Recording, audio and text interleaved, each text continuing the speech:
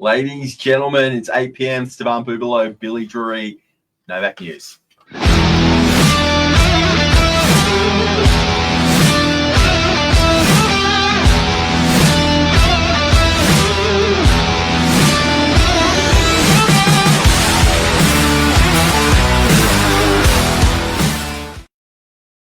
New intro, Billy. I haven't heard that before. No, that's pretty exciting stuff. But guys, it's Monday night. It is 8 p.m. Stavan Bubalo, Billy Drury, and we're here to talk about a topic: $1 dream homes. Now, definitely sounds like a plug in the marketplace by the state government, but we're going to shed a bit of light on it this evening for you guys. Yeah, this is a big shake-up for people that are going through the new build process. A lot of struggle these days. It's not only affordability, but it's the red tape and the paperwork it takes to get something like a new build across the line. And the government recognizes this as a problem to creating supply.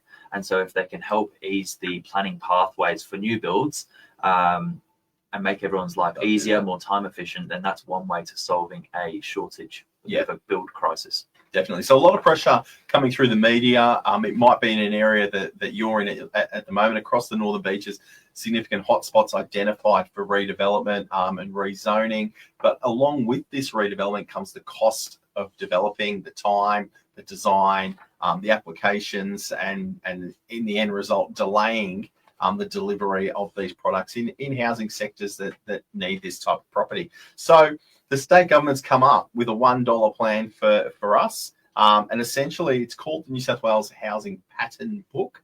And like the label suggests, it's a pattern of properties. And they've basically come up with 8 designs that we can buy as homeowners if we're looking to build a property for the next 6 months for $1. Never mind if you do miss that 6-month period, it's proposed to jump to $1,000. I think we'll probably see it stay at $1 to incentivize building and construction through these areas for it. But essentially, what the government's going to do is that they've identified 4 main types of property: freestanding homes, duplexes, terraces, and something called Manor homes, which we'll run through a bit tonight, Billy. And we've got some pre-done designs to speed up that process for us. So let's show you what you get for $1. Go for it. Go government. This is exciting. So I feel like I'm going shopping. Now we're on the design's $1, not the build. Yeah, that's right. There is always a catch. But we are on the government website, planningNewSouthWales.gov.au, and then you'll find under a sort of a subsection, you can get this, get to the planning and patterns and designs page. So copy and paste this link on the screen. And here you are. So patterns and designs. Now, Steph, talk us through it, because as you said, there's 8 designs, but there's tailored towards. They're trying to identify, obviously, different varieties of lot sizes in different locations to deliver different results. And look, there's no way around it. The state government is trying to put more people into spaces. So really, what we've got is several duplex designs. So 2 dwellings on a block of land. We've got a few there, Billy. I don't know if you can click on those, can you? Let's take this top one as an example. So you're looking at a 3 to 4 bedroom design, 450 square meter lot size for them. It's quite a sexy building. I'm just going to come this side so I can see what I'm doing at the same time. So this is dual occupancy, designed for 2 homes, arranged side by side each. You can purchase the template here.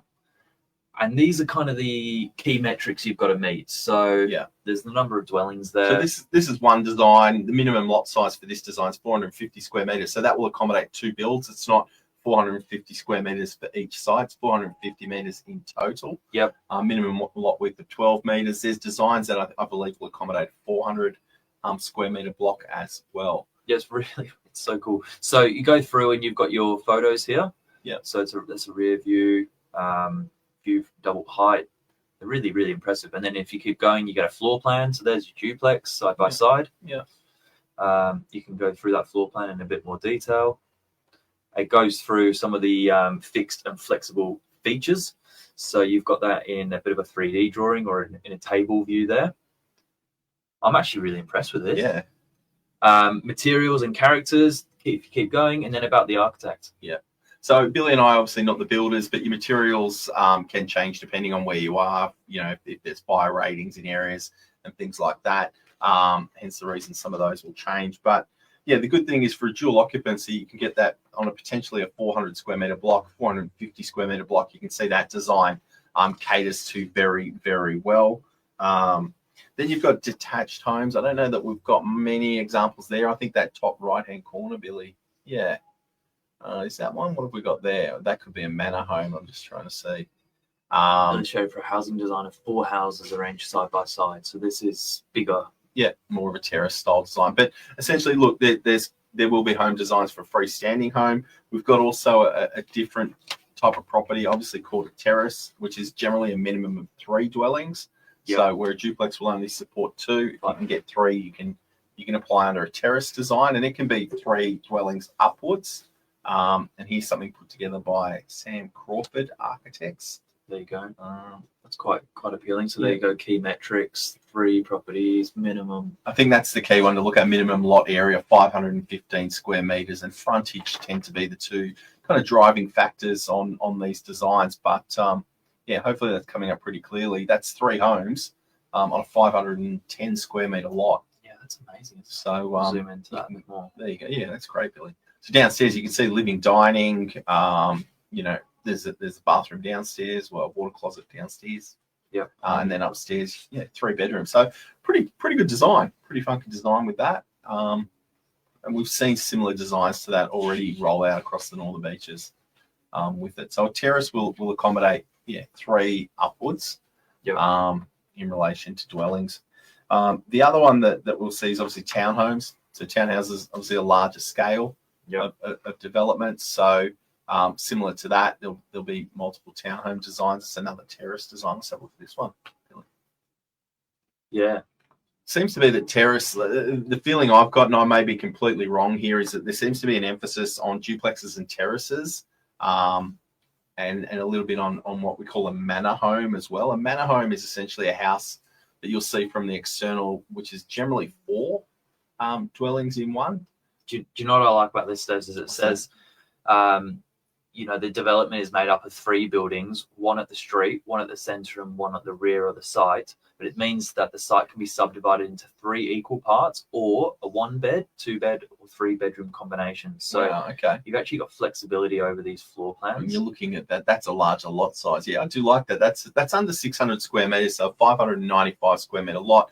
18 metre width is going to be, on the Northern Beaches, is a little less common. That block size is totally achievable. Okay. However, the minimum width of 18 metres may be a bit of a challenge. Where you'll find that these type of designs beneficial will be corner lots. And you can always go to council and speak to them and work around certain criteria to make it happen. At the end of the day, this is a state government initiative to put more houses out there for more people to come into. When's this being integrated, Stevs? It's currently underway right now. It should all be rolling definitely by the end of the year. The first I heard of it was midway through July. So I think they were indicating roughly an August start date for it all. And then that 6-month window or an incentive of $1 a plan. But then again, if you miss those 6 months, apparently $1,000. Okay. Will be that design. So really, I mean, what's this all about? It's about speeding up the timeframes involved with delivering new property to the marketplace. Yeah. So making it easier for councils to not have to go through, as much of a paperwork or a pipeline to see new designs. It speeds up homeowners who want to build, frees up costs as well. Typically, a design cost will run you $20,000. So for an architect, you're looking at about $1. It's a good saving, $19,999. So it's all about speed and efficiency, pretty much through council, and getting these properties out into the public as soon as possible. And look, and in saying that, it's not going to suit every block. There are still restrictions on block sizes, locations. If you're in a fire zone, if you're in a flood zone, there's still going to be implications around planning, and that's why you can still go through your local council, or these can also be approved by CDC. as well. What else have I got? So really, there's obviously a big design with modern building is on efficiencies. Sustainability is a big word I hear with new design. So woke, solar panels, all of that kind of stuff. Yeah. They're trying to come up with some real funky designs too. So obviously, people could say it could become a bit of a cookie cutter type of a feel, and every suburb's going to look the same and feel the same. They want to try to get away from that so that you do still have some flexibility within your designs as well. It's not going to be that you have to use exactly this and that material. That there is going to be some flexibility around those designs as well. And the good thing is it really, really suits lots that can be cut down into size. Like 400 square meters to deliver a duplex was unheard of previously. 300 to 600 for a detached home. You know, some blocks smaller than that will attract those manor homes pretty comfortably as well. Land condition, the lots. This is something a little bit tricky. So one is your zoning, an R2 or an R3. They are our standard residential, low density and medium density zonings. Odds are you're going to fall into that category already if you're in a home. Subdivided, it cannot be a strata unless it's a manor house or a terrace. But if you want to do a duplex, it's got to be subdivided. Flood prone, bushfire prone, still out for debate as to how flexible they're going to be in allowing us to build in those zones. And again, you've got to be free of easements, so you can't be building over any major infrastructure underneath at this stage anyway. But I'm sure these are all topics you can bring up with local council. To get you through that. No heritage, town planner. You know, if you need points of contact like that, just as a first starting point, we can set you up with that. I think the uptake will be popular, but I don't think it will be quick because we've seen changes come through in the last year with zoning and density uplifts in certain areas. It's been very, very, hot in the press and widely talked about, but very, very few applications in with council as we speak now. So I think this is good. The planning pathways have always been tricky to navigate. These will be popular. It looks like they've actually invested a lot of time and energy to getting some good, well-rendered, designs as well. I'd say it's actually a positive step by state government, rather than just saying, look, local council, these are the rules we're putting out for you. They are making a effort to assist, homeowners progressing forwards with it all, and whether or not it's your cup of tea is completely up to you. But state government has actually put some effort into this. It's not just here's some new planning, here's some new zoning, go and work with it, which we've kind of seen before. So I do think that they really are making an effort to speed up this process for everyone. I've got a bit more information here, Billy, just on those lot sizes. So for a detached home, so that's a freestanding home, you're looking at a 300 to 600 minimum lot, or 300 to 600 lot size, square meter lot size, 10 to 15 meter frontage, and it's got to be in, again, an R2 or an R3 zoning. Dual occupancy, a 400 to 600 square meter lot size, 12 meter frontage, so it pushes out a little bit wider, accommodates driveways, landscaping, things like that. Same type of zoning with a residential 2 or 3. Manor house, so that's that home, looks like a big home. It's actually 4 dwellings in one. You're looking at a larger plot or a larger lot size, 500 to 800 square meters, and you typically find those well suited to corner blocks, 15 to 18 meter frontage. And then and I think the purpose behind that is that they don't want the street facade to look like just a row of terraces like we've seen, older established property. They still want to keep a residential type of a facade to these homes. Terraces, 200 to 400 square meters, 6 to 9 meter frontage. So obviously a little bit smaller, and you'll probably see those in already densely populated areas, a bit more common through there. But essentially, look, to wrap it up, $1 can get your home designed today for the next 6 months. And it's there to speed up the process, give you some flexibility, help council, turn these over quicker, and obviously bring more housing into our marketplace to meet demand. Look, if you were about to engage an architect or about to start thinking of building, you'd be crazy not to just pay $1 and have a look at these plans, download them in detail, get some ideas from them. Because once you understand what's being fast tracked in terms of a CDC and a DA perspective, it'll give you inspirations to make your life easy, Mhm. with your own plans. And Whether you choose to You pop that customize. link in there, didn't you, Billy? Yeah, right Right. here.